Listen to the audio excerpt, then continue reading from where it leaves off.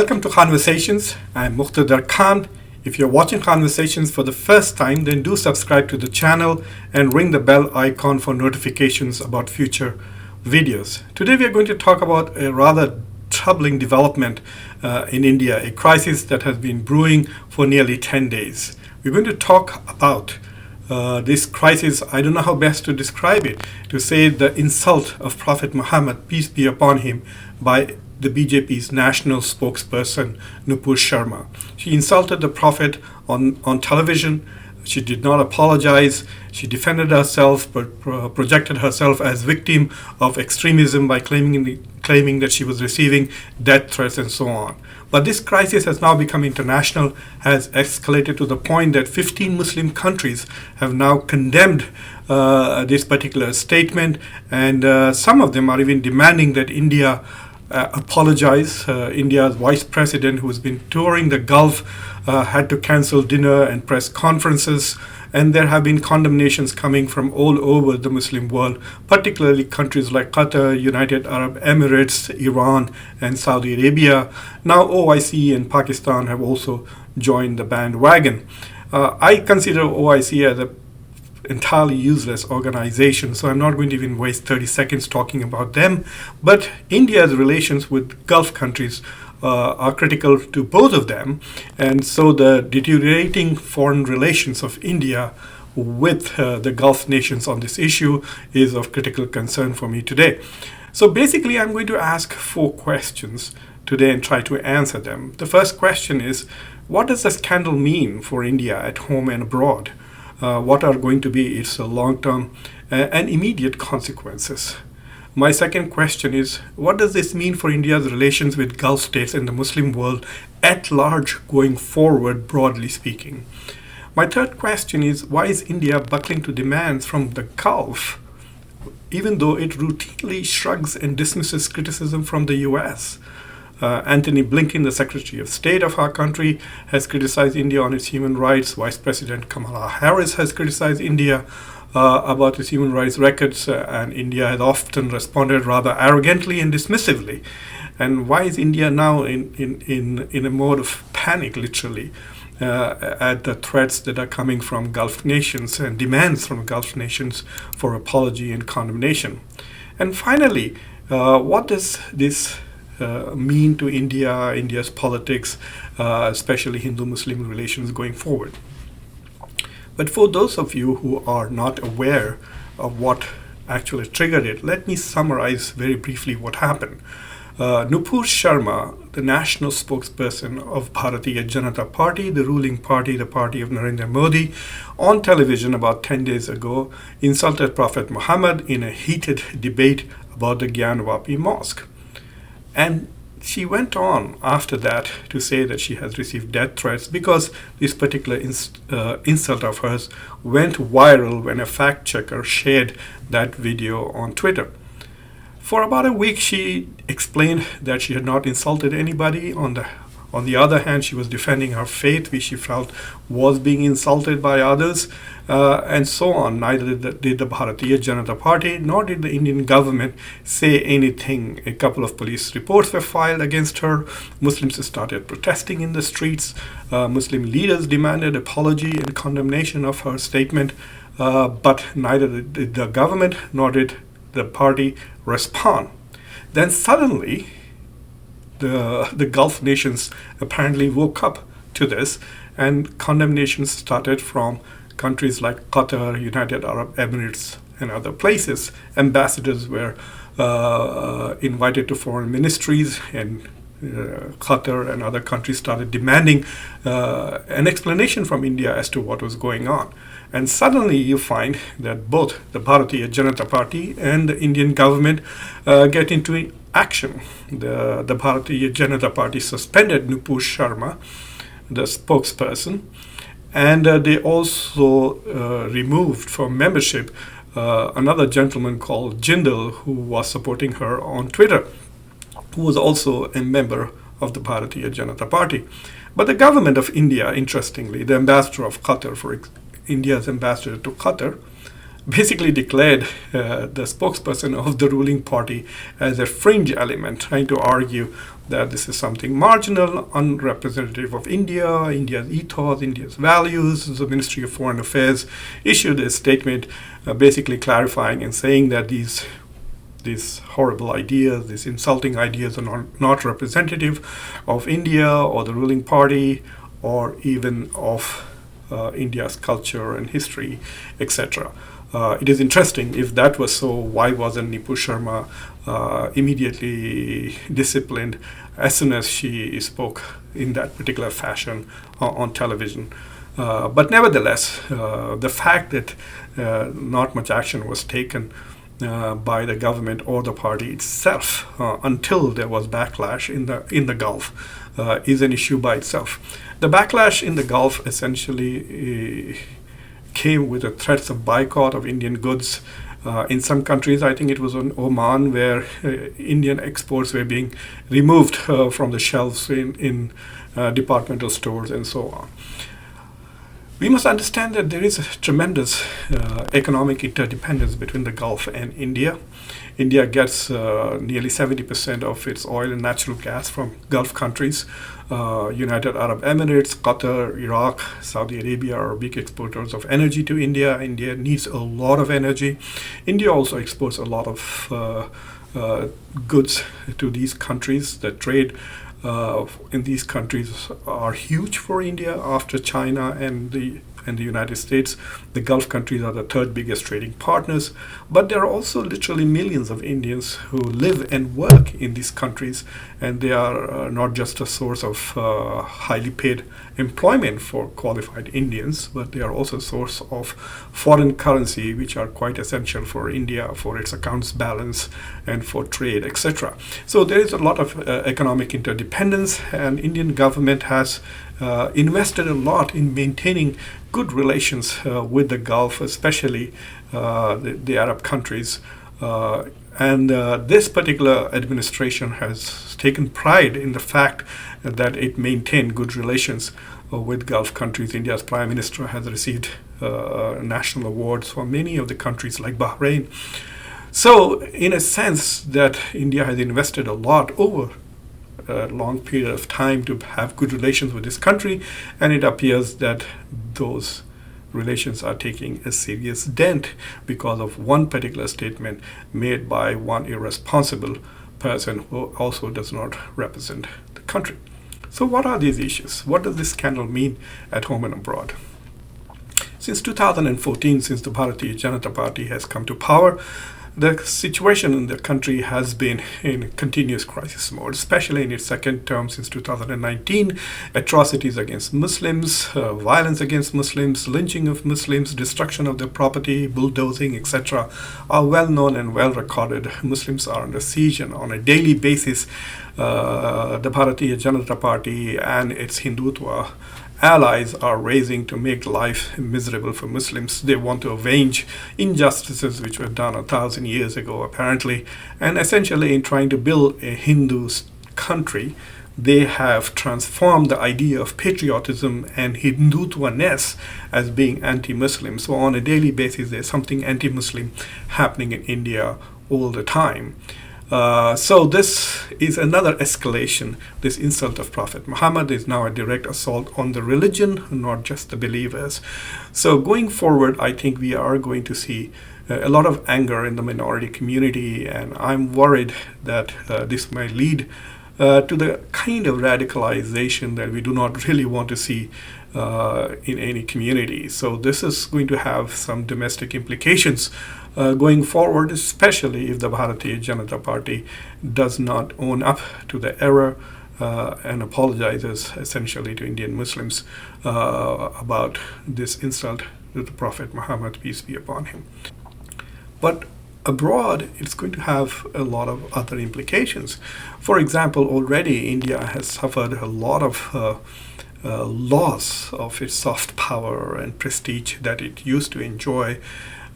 India was a very popular country, especially in the Middle East. But in the past few years, especially with the passage of the Citizenship Amendment Act, the way it has treated the Kashmiri population in 2020, the daily assaults on Islam and Muslims that I've been talking about, all of this have garnered a lot of attention, especially in Europe and the United States. And human rights organizations have repeatedly warned about the deteriorating situation in India. There are organizations who fear that there is a genocide imminent in India, and alarm bells are ringing here in the US and in Europe. And more importantly, the organizations and commissions like the United States Commission on International Religious Freedom have recommended the U.S. government to recognize India as a country of particular concern. So all of this has been going on, especially in Western countries. India's ratings on democracy indices, on human rights indices, on freedom of press indices are all going down.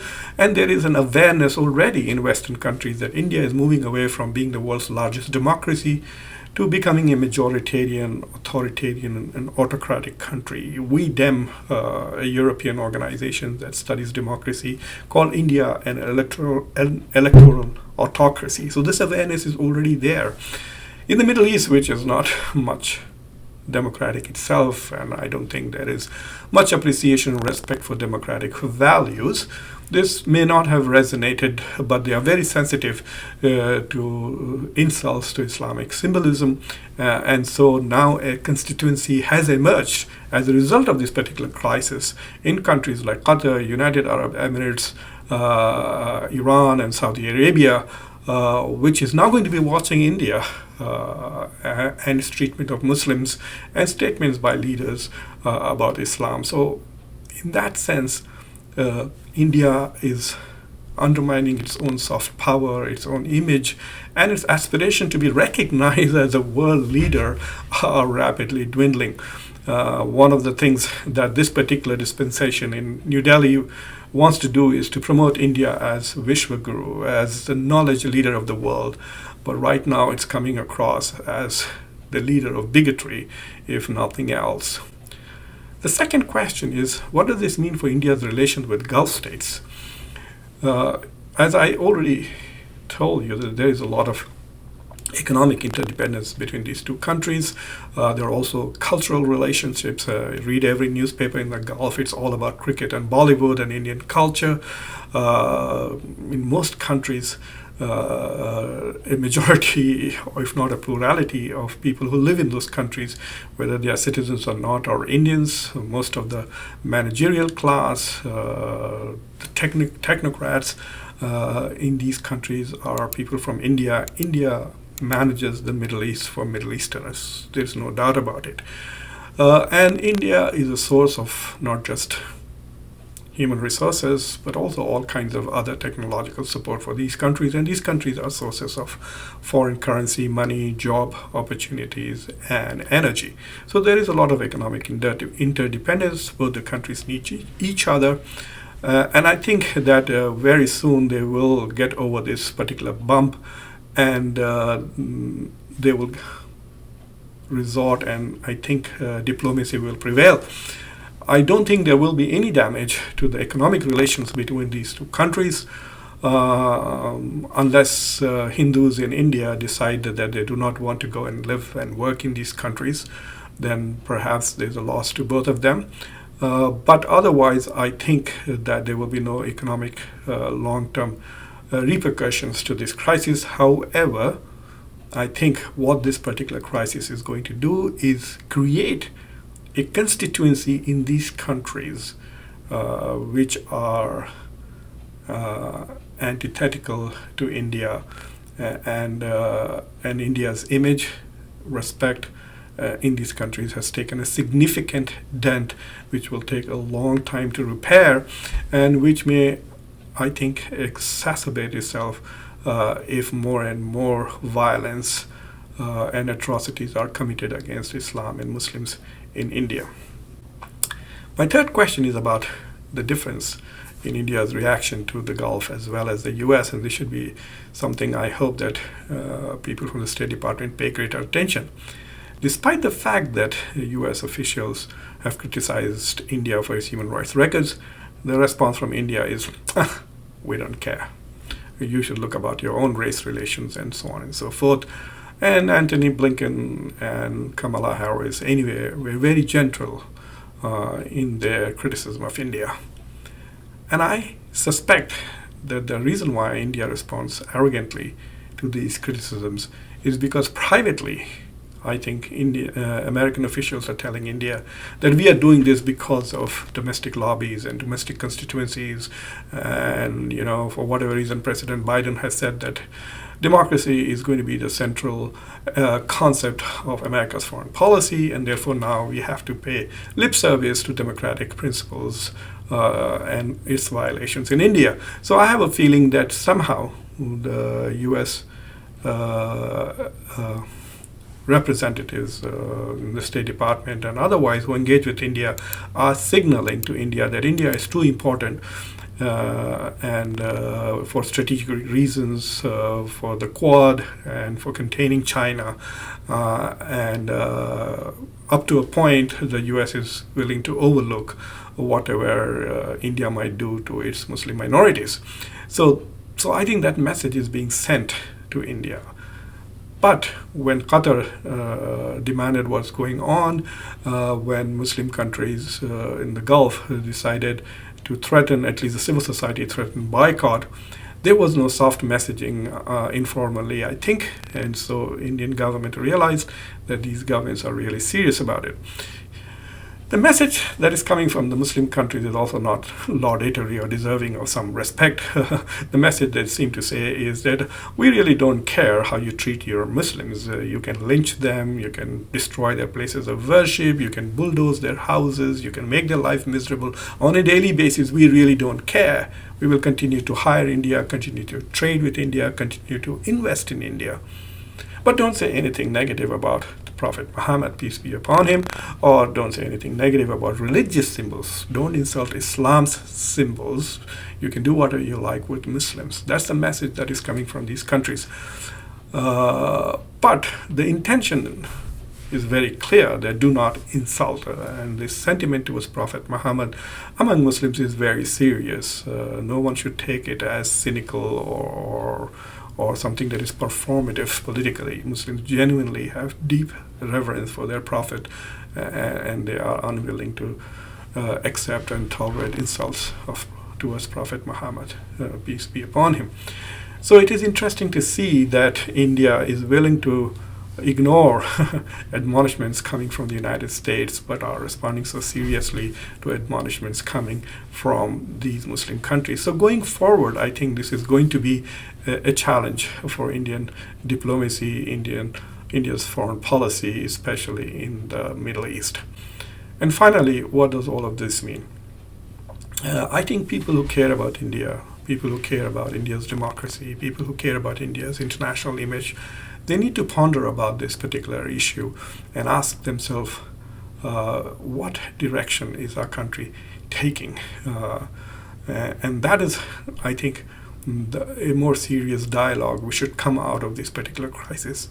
India is an extremely diverse country with lots and lots of religions, and Hinduism itself is a very diverse religion in itself.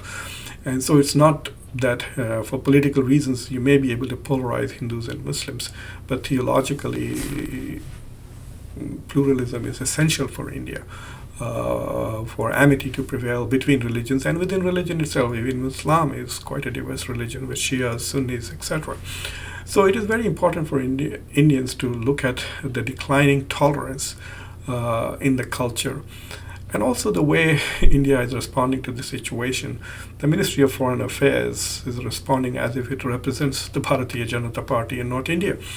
In fact, this whole issue has nothing to do with India or Indian government. This is a problem created by the Bharatiya Janata Party. Nupur Sharma was a representative of the Bharatiya Janata Party, not India. And so if there's anybody who should be apologizing for what happened, it should be the Bharatiya Janata Party. Now the question comes about Prime Minister Narendra Modi, who is the leader of the party as well as the leader of the country. I think as the leader of India, he does not owe anything to the Middle East. But as the leader of India, he owes much to Indian Muslims. He needs to explain to them as to why their property and their values are not as protected as others in his country while he's in charge. And the second thing is that he needs to send a message to his own party and his own supporters that they need to rein in their extremism and their intolerance. Otherwise, it may appear as if the whole country is become a fringe element. Thank you very much. This is Muqtedar Khan. I hope you enjoyed this conversation. Well, there's not much to enjoy. I hope it makes you think and you ponder upon the issues that I have discussed. If you have not already subscribed to Khanversations, do subscribe to it, ring the bell icon, and also share the video after you like it with your friends, your students, your colleagues. Thank you very much.